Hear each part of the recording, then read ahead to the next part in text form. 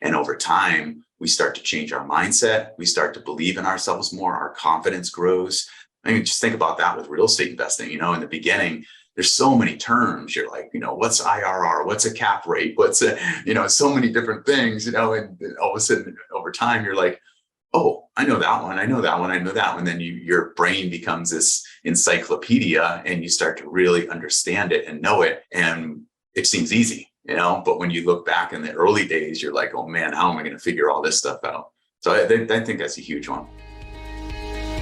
This is your daily real estate syndication show. I'm your host, Whitney Sewell. I'm so grateful you're back with us again today. I hope you listened to yesterday's show with Rich. Man, he's brought so much value, and I'm excited to have him on again and to do another segment with him. I hope that you're sticking around. I would love and appreciate a written rating and review. Please go to iTunes and leave a written rating and review. I would be grateful for 5 stars and even critical feedback. We would love that as well. Please go to info@LifeBridge Capital. I would love to hear from you as far as how we can improve the show. What else would you like to hear? Do you have a guest you would like me to interview? Something you would like me to share about our business at LifeBridge? Any of those things, we would love to hear from you. Today, we're jumping back to Rich Fettke. Don't forget, he is the author of The Wise Investor. We're going to jump into more of that today. He has a ton of experience in real estate and business. He's certified as a coach, and he's going to even coach me a little bit through some of these segments, which you're going to hear. And I so enjoyed that.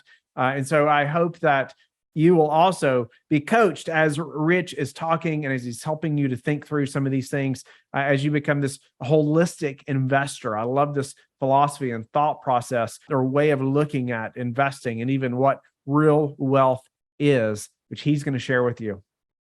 Rich, welcome back to the show. Honored to do another segment with you. I know the listeners have learned a lot. Listener, if you have not listened to the last 2 days of shows or segments with Rich, I highly encourage you to go back and listen. He's shared so much about their amazing testimony and story of getting into this business, and just some real life things that they're so transparent about. I know but it's helping so many people. But then also we started to get in yesterday about just the mindset, right? Behind rich people or poor people versus what we'd say wealthy people, and just the thoughts behind that and how we believe so much of what we tell ourselves, right? Good or bad. Yeah. And so I want to dive into that a little bit more and even dive more into the right, quote, financial mindset. And so Rich, welcome back to the show. Thanks. Good to be here. Good to be back. Rich, we ended yesterday talking about, how the mentor in your book, compares what poor people think or wealthy people think.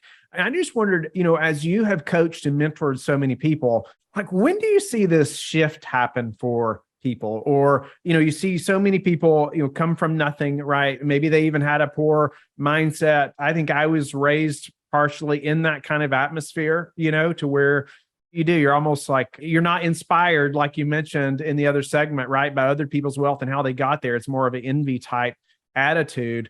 But when have you seen that change? What helps most people to change just that thought process? That's a great question. I don't know if I've thought about that too much, but I would say it usually doesn't happen in a moment. Sometimes someone you hear, they like, oh, I went to this conference and I had a breakthrough moment and awareness, or I was at church and all of a sudden God spoke to me and I had this new awareness, or I read Rich Dad, Poor Dad and I walked away from that with but that's not the norm. The norm is it happens a little bit over time. And it usually is because someone was intentional. They were doing small daily actions. They were educating themselves. They were staying disciplined on doing what is, living life the way they want to be living. They start getting up earlier. They start exercising. They start studying and learning. They start focusing on acknowledging other people and being curious and everything. And they slowly over time, actually what they're doing physiologically is changing their brain. It's neuroplasticity. It's the old Hebb's law is when neurons fire together, they wire together. So we actually are changing our brain each time you make a choice to do something a little different, whether that be something good or something bad. It could be a good habit or a bad habit. When you do that repeatedly, your body is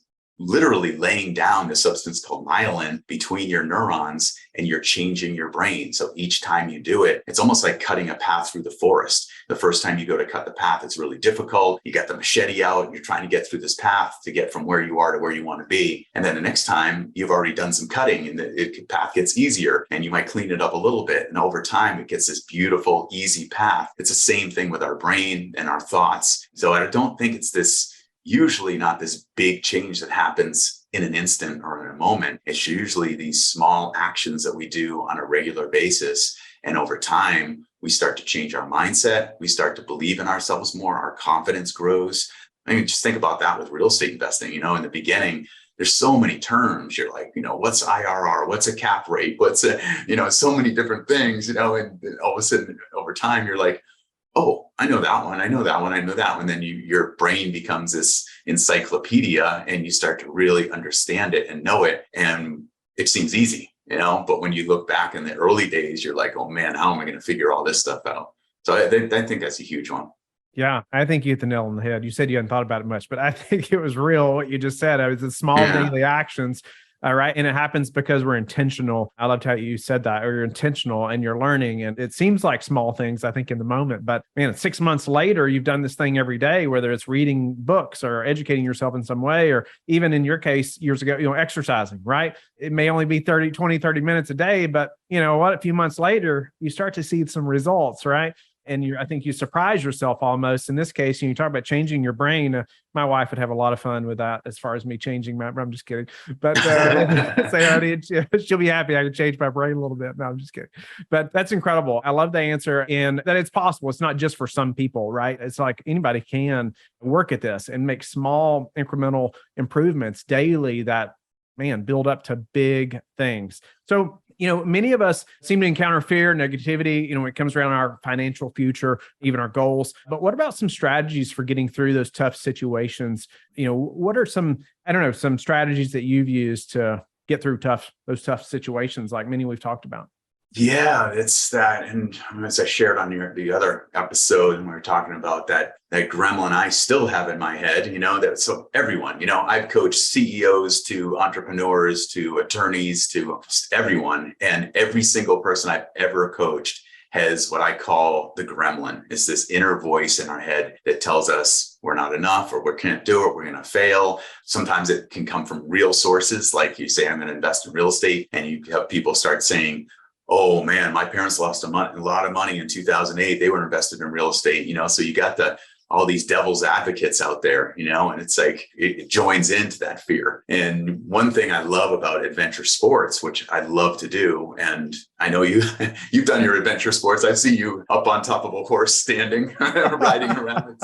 Look at that. I'm like, no, that's scary. But, I love to do adventure sports like rock climbing and skydiving, surfing, things like that. And there's an element of fear management in there. And so I love this topic. I love, how do we manage that inner voice? How do we manage the fear so we can move toward what we want? I think the key is, and even going back a little bit, we talked about those small steps that you get better and you get more confident. I think it starts with getting clear on what's the outcome you want. So what does it look like? What does your life look like in the future, say 10 years out? Who are you becoming? Who do you want to be? I love the writing your own eulogy. I think that's a really powerful exercise, but it's getting clear on who do you want to become? Who's the type of person you want to be? What's the type of parent you want to be? What's the type of business person you want to be? And what is it that you want to accomplish and do in your life? Is it whether it be giving back, or the home, or the lifestyle, or travel? So getting clear first on what that is, and then checking in and just saying, okay, what do I need to do to get there? And coming up with those small steps. Like, I'm going to start with this each day. I'm going to study for a half an hour. Each day, I'm going to work out for 10, 15 minutes, start with, they call it stupid small habits, so it's easy to do it over time. And then you keep doing it. And then that process, after getting clarity on what you want and kind of mapping out the basic plan to get there, I think it's really important to stop and just say, okay, fear, what do you have to say about this? To just check in, because we know that fear lives in our subconscious mind, and the subconscious mind is way powerful than this conscious mind. It's so much bigger and so much more powerful. And it's more powerful when it's in the dark. If that gremlin is there, if you got that fear that's running the show and holding you back, so often we're not even aware of it. And when I would coach clients, I'd say, so let's just check in. What might your fear be saying right now?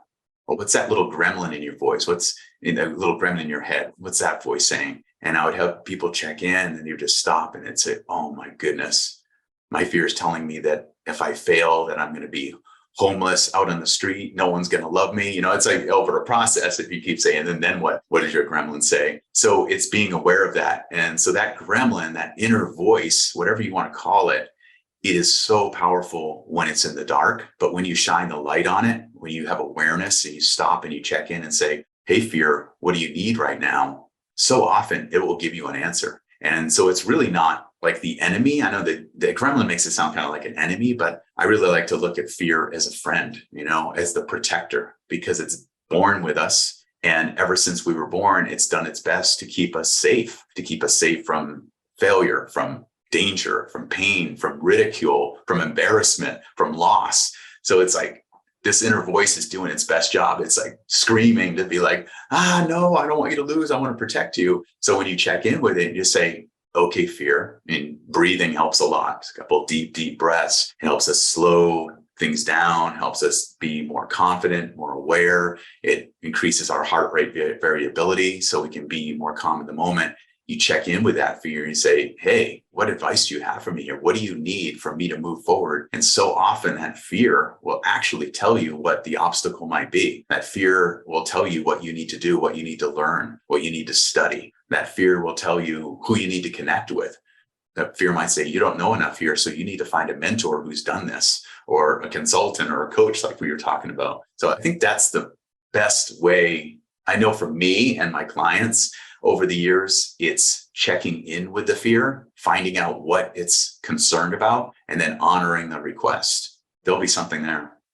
Yeah, I love the thought of like even going back to when you first started talking about writing out who you want to become, what do you want to accomplish? Like, I think just the process of doing that helps you to think through a lot of things that you wouldn't typically think, right? Mm-hmm. And it even helps. I know doing that at times it's not as easy as a process as I would like for it to be, right? But it does take some time and being very intentional in thinking through that, because we do that in our business, or I hope you do it, right? You do this thing we call strategic planning, right? And we think about, okay, a year from now, or 3 years from now, or 10 years from now, 20 years from now, what does our business look like? How many units or assets under management? Or we think about all these things, right? Well, how many employees are we going to have at that time? And then we reverse engineer. All right, well, who's the next person we need to hire or whatever? But we don't typically do that for ourselves, right? I think it even goes back to your point in another segment, just the holistic type, view, right? We do that in our business, but we don't always do that, or I haven't always, not until I've met people like yourself who helped me to see things like this, right?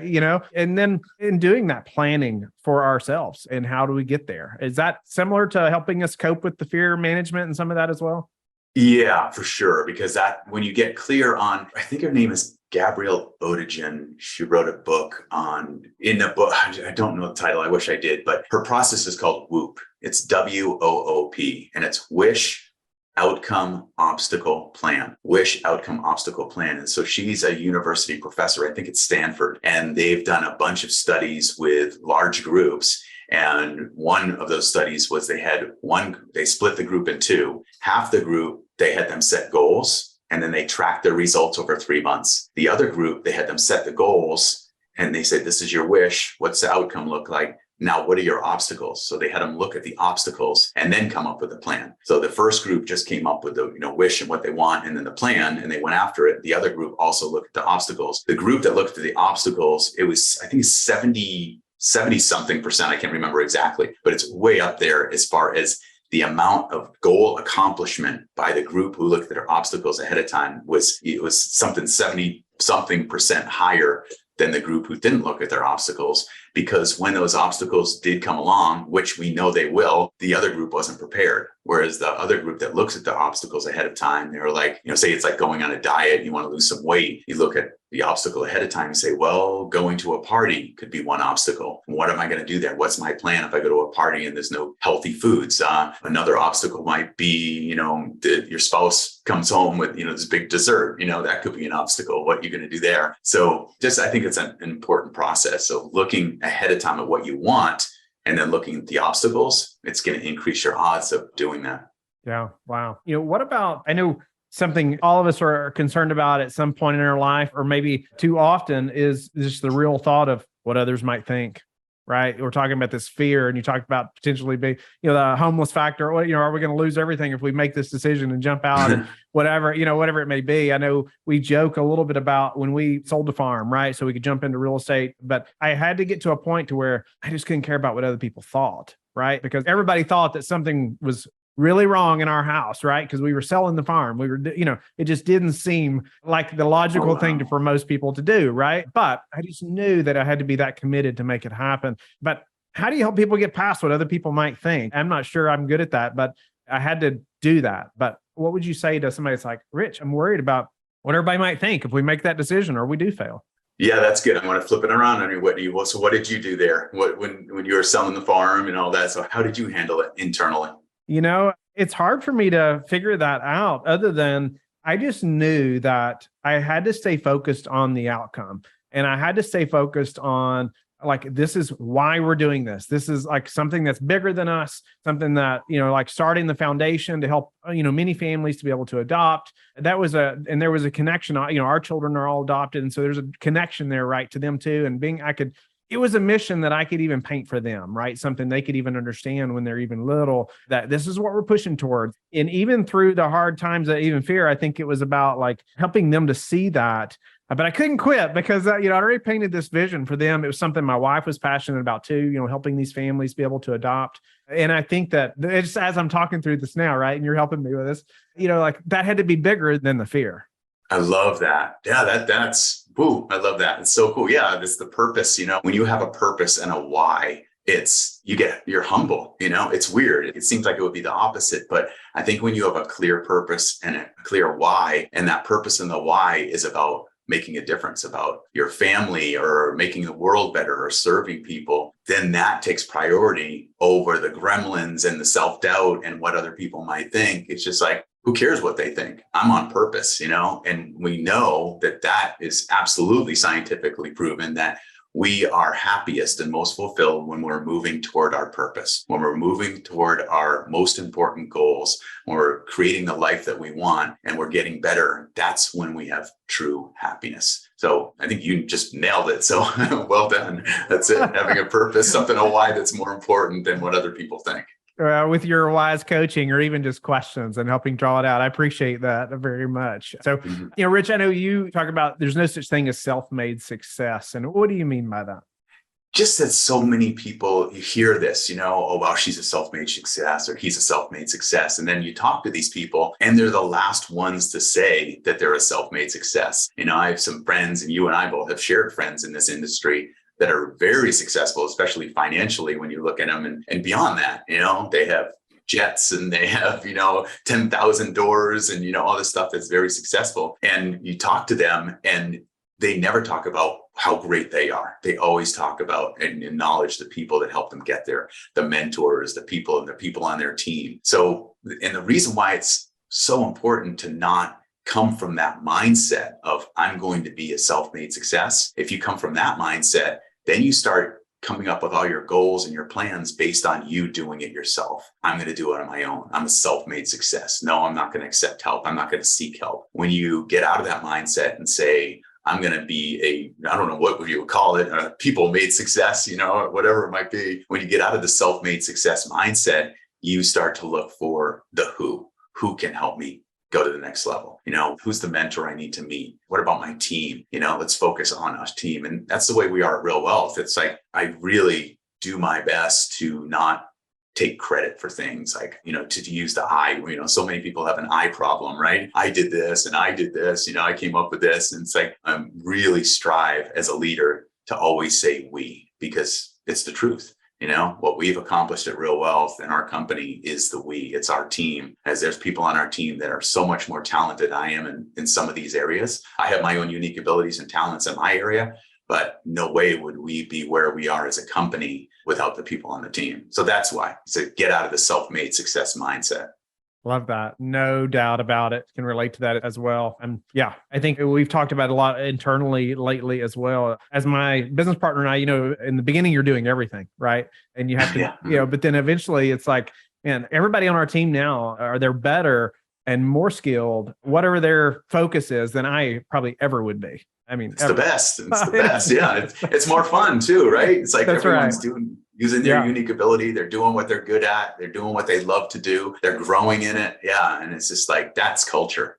Yeah. That's I think culture. even before building a team, like you mentioned, there's so many people in this industry, and you included, who have influenced me in one way or another. That's helped me, or, it may be one or two things, even on numerous interviews, who, it's like, helped me learn something else or help me to move forward in a different way, right? It wasn't just me figuring all this out, right? By no means, to say the least. Well, Rich, I want to move to a few final questions that I ask a lot of guests, but just look forward to hearing your insight on different things as well. But if you had to look back now, you and Kathy starting real estate again, what would you tell yourselves, knowing what you know now, or maybe what you would have done differently?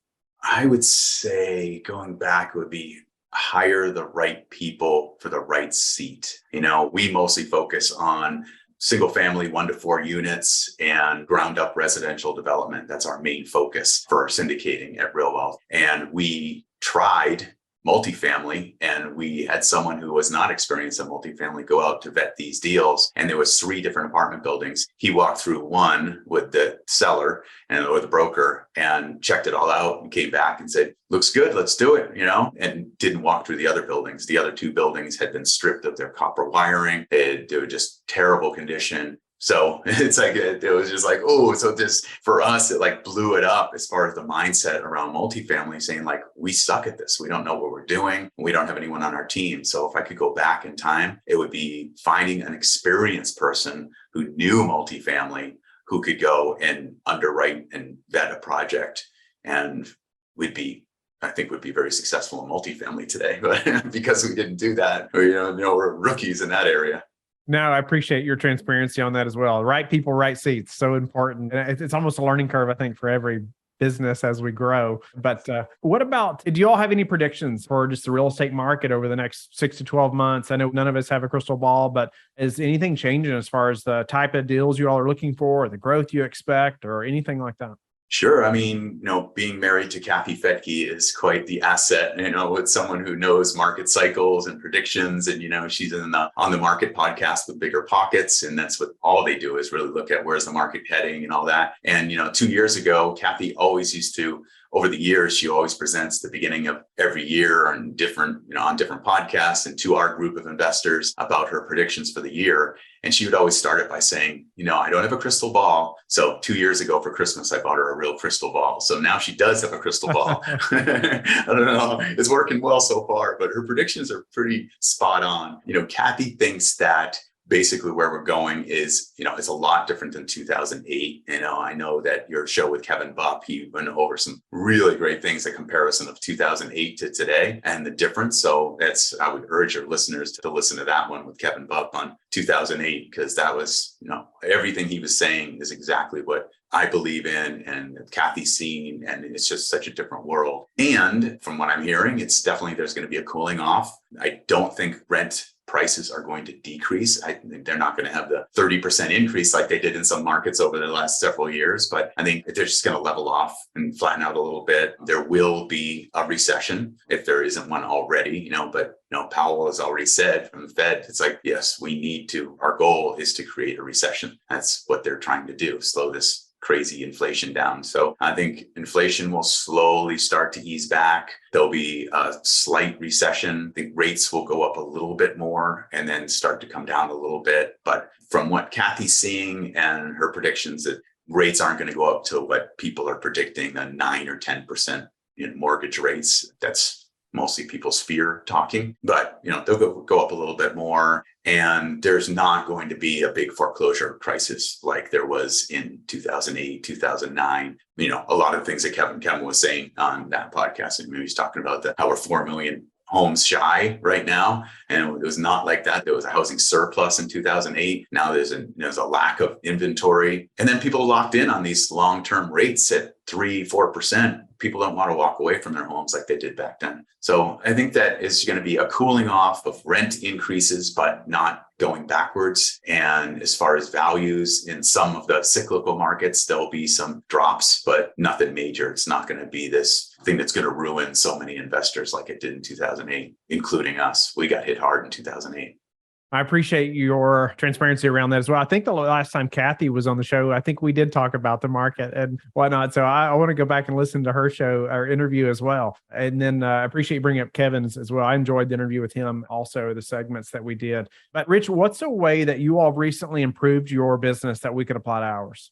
We've been using EOS for, I think, about 4.5 years now. I read Traction way back when, and we started to implement it. We hired an EOS implementer, and that was really good. And now we're kind of modifying it. We're calling it RWOS, which is the Real Wealth Operating System. So we're kind of making it our own. Yeah. So over time, we've just really, some of the EOS system works incredibly well for our model and our business. And it's been a game changer, like the L10 meetings and all that. And there's some things that we like to do a little different. So we're kind of modifying it for our own operating system that's really worked really well for us. So one of those big changes would be, we keep the consistency of meetings.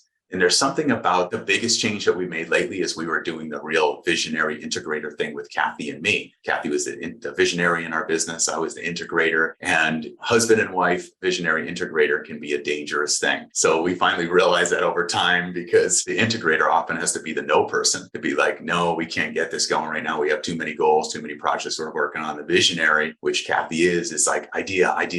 Let's do this. How come this isn't done yet? I gave you this idea 3 days ago. It's not implemented yet. So it would create some friction. So we realized that coming and focusing on our different areas. So now Kathy oversees our syndication company, which is called Grow Development. So she oversees that, and she's kind of the visionary and integrator in that area. And then I'm on the brokerage Real Wealth Realty, where we help people get into single family 1 to 4 units around the country. So that's been the biggest shift that we've made over the past 6 months. And it's working out really well.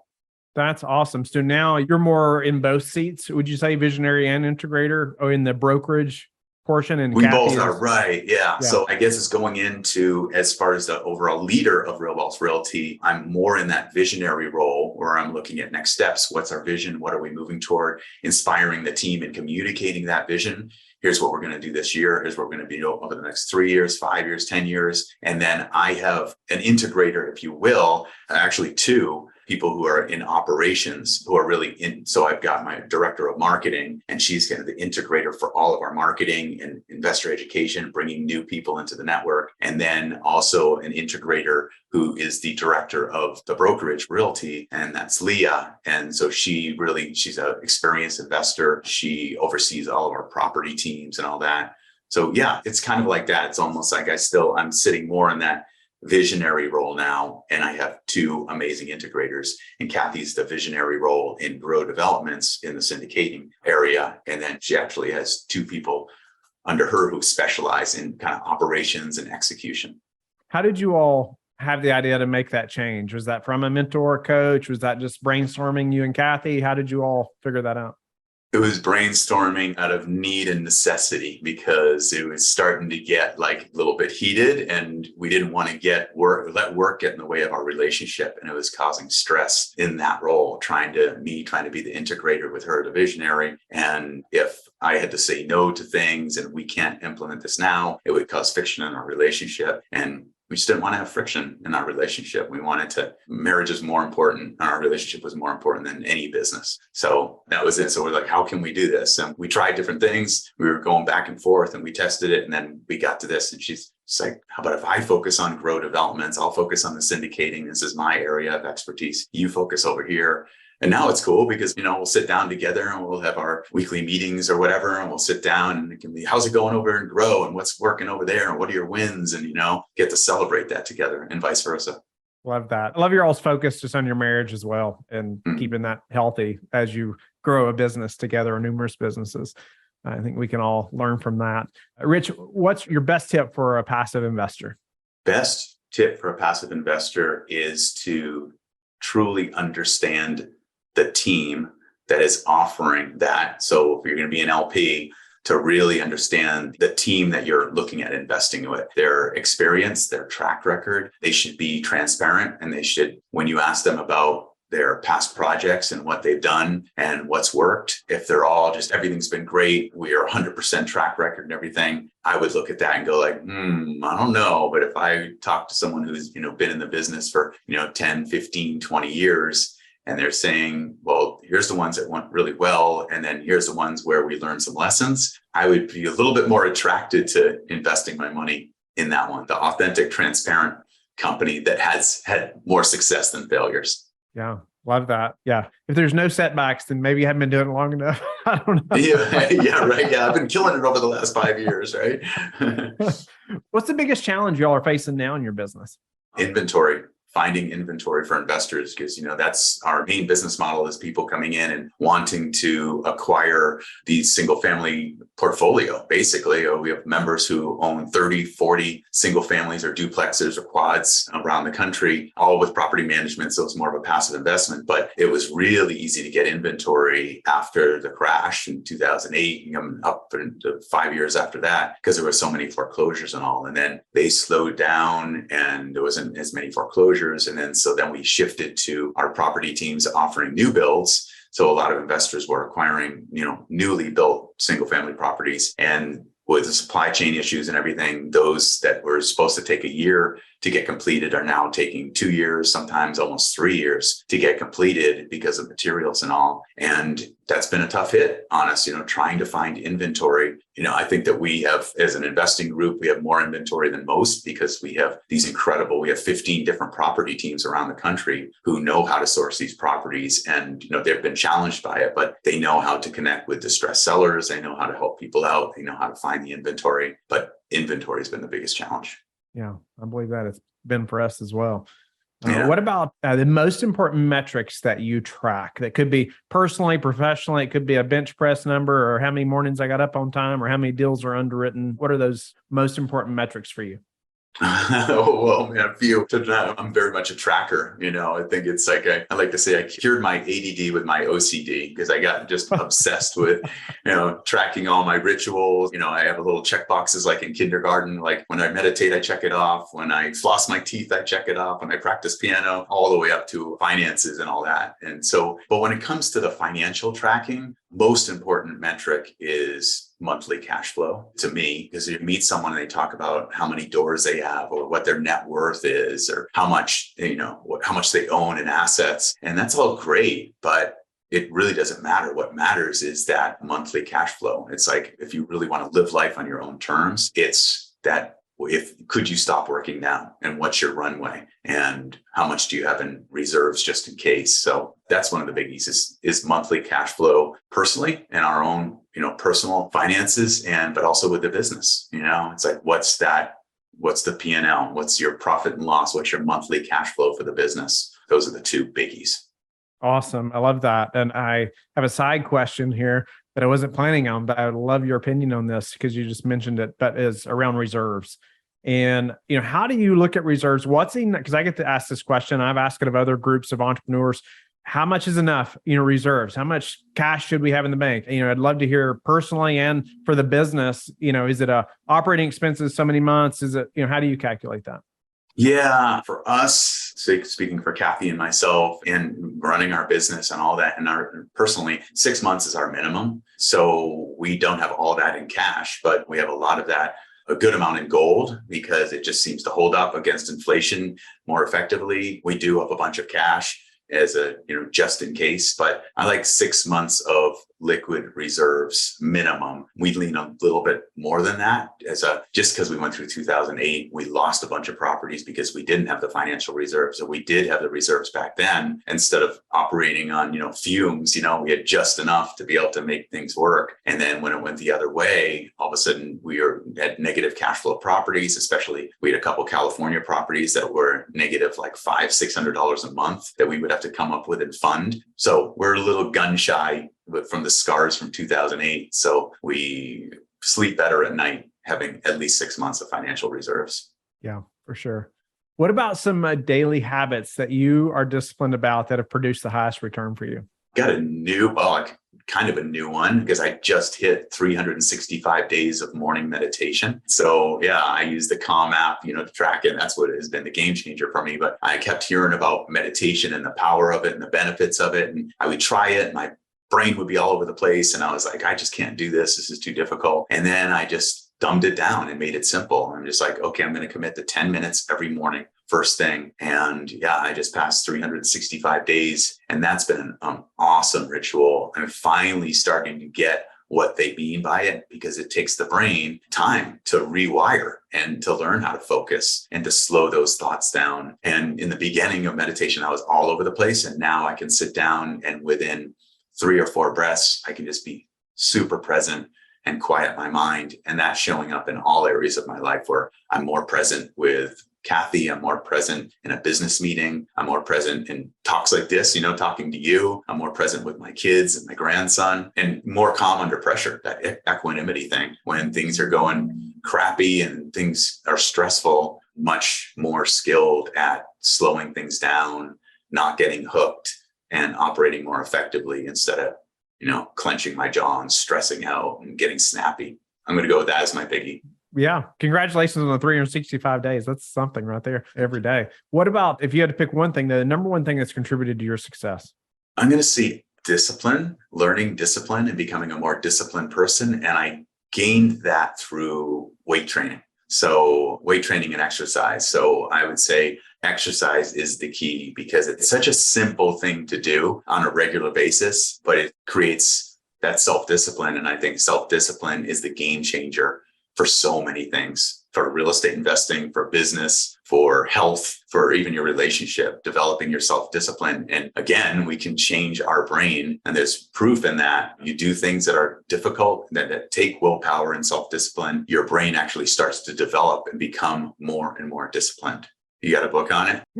I always like recommending this book, The Power of Self-Discipline, No Excuses, because I also believe that, discipline just, it's everything almost, right? It's like making those small incremental improvements like you're talking about, even like weightlifting. Man, are you disciplined enough to get out of bed? Sometimes I try to remind myself in the mornings, like, if I expect somebody to invest $1 million with me today, I should be disciplined enough to be able to get out of the bed when the alarm goes off. Totally right. I love that. That's great. Yeah, that's a really good book. I've read that one. And The Willpower Instinct is also a really good one by Kelly McGonigal. He goes down to what happens in the brain and how we change our brain and our neural networks when we do something like getting out of bed in the morning. Can be super hard in the beginning in that first alarm, but you start doing it for a couple weeks, couple months, and then it just becomes a natural thing. It's just what you do. Rich, how do you like to give back? In so many ways, but I like to give back to people one-on-one is my favorite, like taking someone out rock climbing and challenging them to do what they think they can't do and then seeing the breakthrough and all that. And that gets me teary-eyed. As a company, we donate, and we decided this years ago, we donate 10% of our profits from real estate transactions to 3 charities that change the world: Operation Smile, Habitat for Humanity, and Mentors International. So we set a goal several years ago to donate over $1 million by 2025. And we are almost there. We're at about 820,000 right now that we've been able to donate to these amazing charities, and to see the difference that they make. And oh man, the stories of the people that they help, that's a biggie. That's awesome. I appreciate you sharing that. And I love the giving back one-on-one and, helping others in that way. I just think you won't even know the magnitude of that, value, right? Or the way you've given there.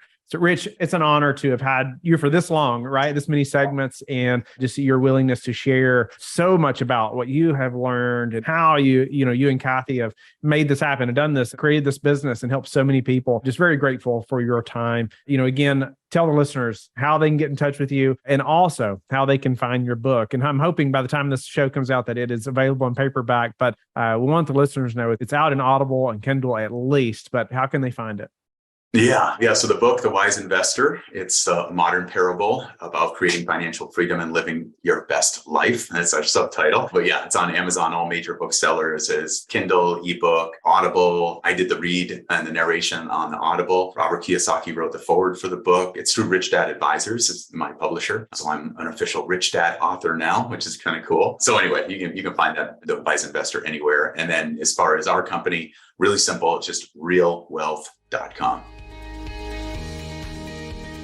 Thank you for being with us again today. I hope you have liked and subscribed to the show. Please tell your friends about the Real Estate Syndication Show, and I hope that you are learning and growing. Don't forget to go to lifebridgecapital.com where you can start investing today.